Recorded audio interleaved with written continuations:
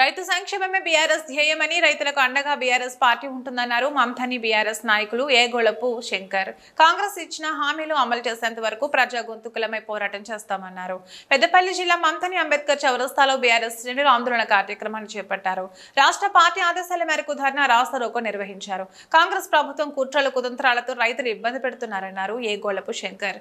వెంటనే రైతులకు బోనస్ ప్రకటించాలని డిమాండ్ చేశారు. బీఆర్ఎస్ పాలనలో రైతులు సంతోషంగా ఉన్నారని, కాంగ్రెస్ ప్రభుత్వం రాగానే మళ్లీ చీకటి రోజులు వచ్చాయని ఆవేదన వ్యక్తం చేశారు.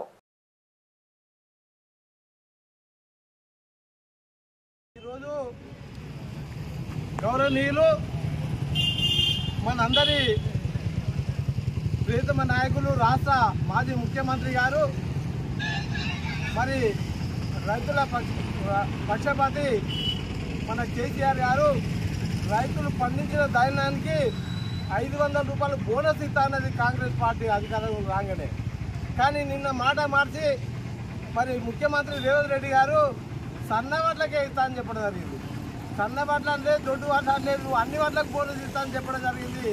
మరి తప్పకుండా దీన్ని స్పందించి రైతులకు 500 బోనస్ చెల్లించాలని టీఆర్ఎస్ పార్టీ మంత్రి నియోజకవర్గ ఇన్ఛార్జి పెద్దలు పెద్దపల్లి జిల్లా పరిషత్ చైర్మన్ కుటుంబదన్న గారి ఆదేశాల మేరకు మరి రైతుల పక్షాన ఈరోజు 500 చెల్లించాలని ధర్నా చేయడం జరిగింది. ఈ ధర్నా రైతులు దయచేసి మరి గమనించాలి.